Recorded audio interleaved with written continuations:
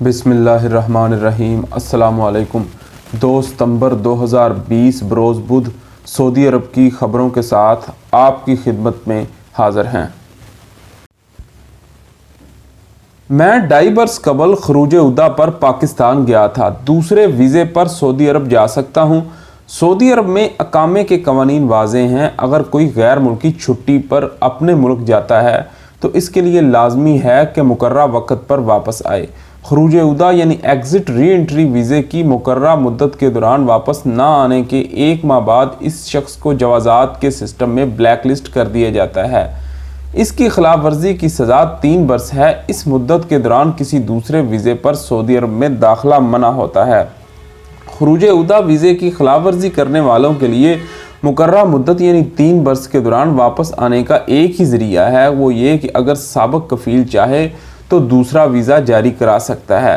بصورت دیگر 3 سال گزرنے کے بعد بلیک لسٹ کی مدت ختم ہو جاتی ہے، یعنی اس بات کا خیال رکھنا ضروری یہ ہے کہ 3 برس کی مدت خروج عہدہ کی ایکسپائری تاریخ کے 1 ماہ بعد شمار کی جاتی ہے۔ میرا فائنل ایگزٹ لگا تھا، اس کی مدت 60 دن گزر چکے ہیں۔ میں سعودی عرب میں ہی ہوں، کیا کرنا ہوگا؟ فائنل ایگزٹ لگانے کے بعد جوازات کی جانب سے 60 دن کی مہلت دی جاتی ہے۔ اس دوران سفر کرنا ضروری ہوتا ہے، تاہم موجودہ کرونا وائرس کی وجہ سے فضائی سفر پر پابندی ہے۔ اگر آپ کا سفر موجودہ حالات کی وجہ سے ملتوی ہوا ہے تو اس دوران آپ کا فائنل ایگزٹ یعنی خروج نہائی کی مدت میں از خود توسیع ہو جائے گی۔ تاہم آپ نے یہ واضح نہیں کیا کہ آپ کا خروج نہائی کب لگا تھا۔ اگر آپ واپس جانا چاہتے ہیں تو قریب ترین تاریخ کی فلائٹ بک کرائیں، تاہم اگر آپ مملکت میں رہنا چاہتے ہیں تو خروج نہائی کینسل کرائیں۔ خروج نہائی کینسل کرانے کے لیے اقامہ کارآمد ہونا چاہیے۔ اگر آپ کا اقامہ ایکسپائر ہو چکا ہے تو اس کا جرمانہ، جو کہ پہلی بار 500 ریال جبکہ دوسری بار ایکسپائر ہونے پر 1000 ریال ہے، ادا کرنا ہوگا۔ چھٹی جانا چاہتا ہوں لیکن لوگ کہتے ہیں کہ اگر مملکت سے گئے تو پھر آ نہیں سکتے، اب کیا کروں؟ خروج عہدہ یعنی چھٹی جانے والے مقررہ مدت کے دوران واپس آ سکتے ہیں، تاہم موجودہ صورتحال میں جبکہ بیرون مملکت سے آنے والی بین الاقوامی پروازیں بند ہیں، اس لیے جب تک پروازوں کی بحالی کا شیڈول نہیں آتا آپ سوچ سمجھ کر جائیں، کیونکہ مملکت سے جانے والوں کے لیے یک طرفہ خصوصی پروازیں کھولی گئی ہیں، تاہم واپسی کے بارے میں تاحال کوئی اعلان نہیں کیا گیا۔ ریاض سمیت کئی علاقوں میں موسلا دھار بارش۔ سعودی عرب کے دارالحکومت ریاض میں منگل کو بارش ہوئی۔ بعض مقامات پر درمیانے درجے اور دیگر مقامات پر موسلا دھار بارش کا سلسلہ جاری رہا۔ اخبار 24 کے مطابق محکمہ موسمیات نے پیش گوئی کی تھی کہ ریاض اور مشرقی ریجن کے جنوبی علاقوں میں گرد آلود ہواؤں کے بعد گرج چمک کے ساتھ بارش کا امکان ہے۔ آجل ویب سائٹ کے مطابق ماہر موسمیات عبدالعزیز الحسینی نے ٹویٹر پر بیان میں کہا کہ سعودی عرب کے بیشتر علاقوں میں بدھ اور جمعرات کو درجہ حرارت معمول سے زیادہ رہے گا۔ الحسینی نے مزید کہا کہ مکہ، مدینہ، Asir, Baha, Jazan, Najran, Oman, یمن، جنوبی ریاض اور الشرقیہ میں کہیں بوندا باندی اور کہیں موسلا دھار بارش متوقع ہے۔ ذریعہ اسلام مکہ ریجن میں محکمہ شہری دفاع نے مقامی شہریوں اور مقیم غیر ملکیوں سے کہا ہے کہ وہ مستحکم موسم کے پیش نظر احتیاطی تدابیر کا خیال رکھیں۔ ترجمان کرنل محمد القرنی نے کہا کہ بارش متوقع ہے اور سیلابی صورتحال کے امکانات نظر آ رہے ہیں۔ 5 نئے سینما گھر کہاں کھولے گئے؟ سعودی عرب میں فلموں کے شائقین نے کہا ہے کہ اگست 2020 منفرد خوشیوں کا مہینہ ثابت ہوا۔ اس دوران حفر الباطن، الجبیل، الاحسا میں پہلی بار 3 سینما گھروں کا افتتاح ہوا، جبکہ دارالحکومت ریاض میں مزید 2 سینما گھر کھولے گئے ہیں۔ العربیہ نیٹ کے مطابق سعودی عرب میں اب تک 20 سینما گھر کھولے جا چکے ہیں۔ جدہ، دمام، الخبر، تبوک اور جیزان میں سعودی شہری اور مقیم غیر ملکی سینما گھروں میں جا کر فلمیں دیکھنے کا شوق پورا کر رہے ہیں۔ سعودی عرب میں سینما گھروں کا قیام زندگی کا معیار بہتر بنانے والے پروگرام کے تحت ہو رہا ہے۔ سعودی اور بین الاقوامی کمپنیاں مملکت میں سینما گھروں میں دلچسپی لے رہی ہیں۔ ان کا مقصد ملک میں تفریح کو نت نئے موقع فراہم کرنا اور اندرون ملک فلم سازی کی صنعت کو فروغ دینا ہے۔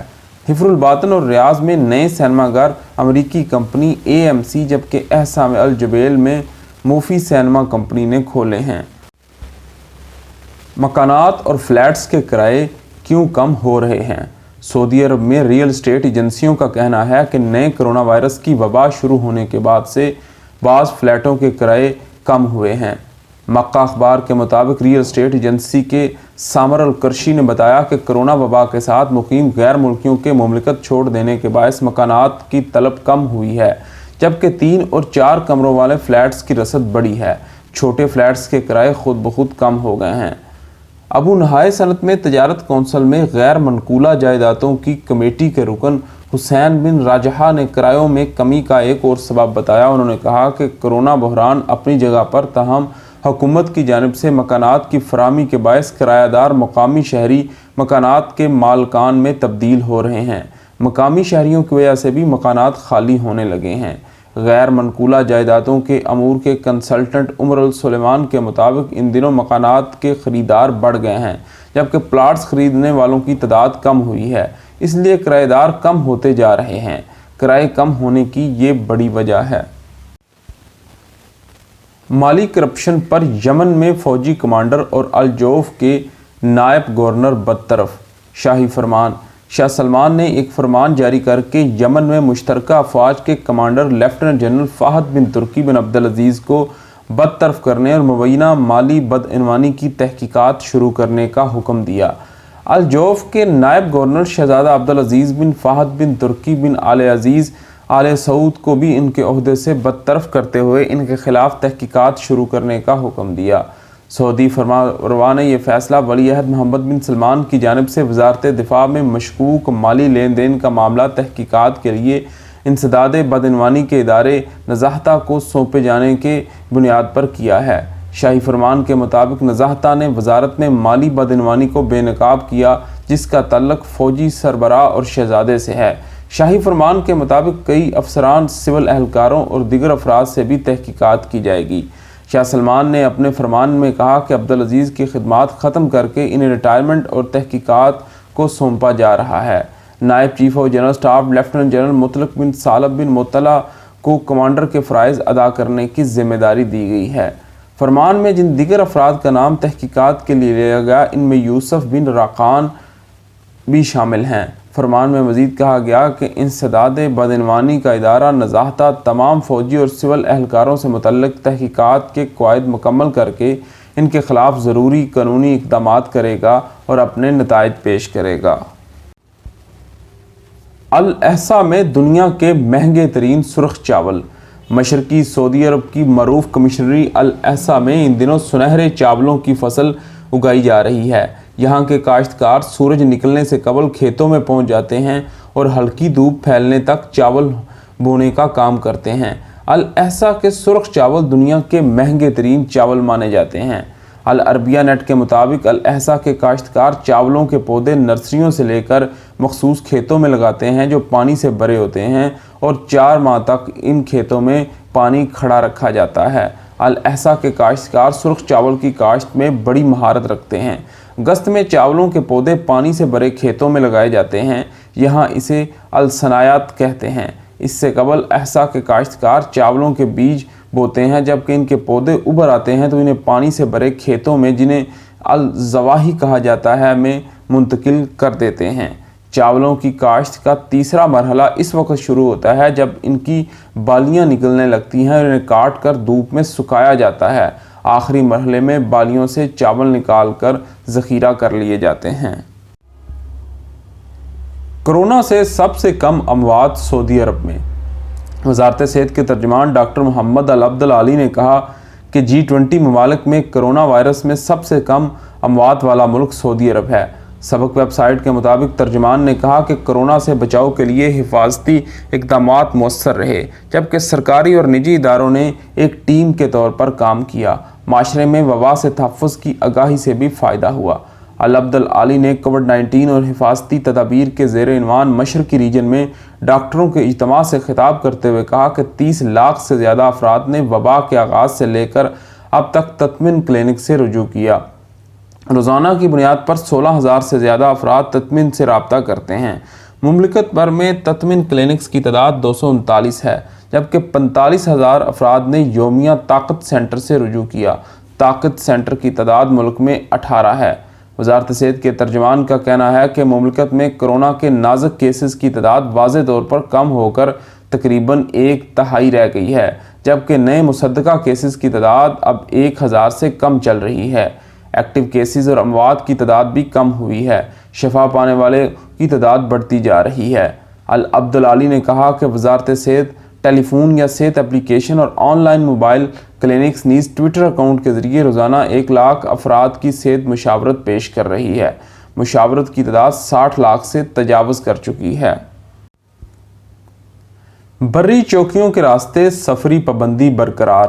سعودی محکمہ پاسپورٹ نے کہا ہے کہ بری سرحدی چوکیوں کے راستے آمد و رفت پر پابندی برقرار ہے۔ اس سے انسانی مسائل والے کیسز اور ہنگامی واقعات مستثنیٰ ہیں اور رہیں گے۔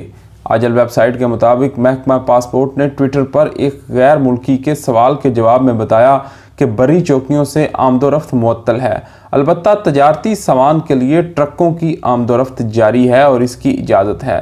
انسانی بنیادوں پر بھی بعض لوگوں کو جانے کی اجازت اجتماعی طور پر دی جاتی ہے اور آئندہ بھی دی جائے گی۔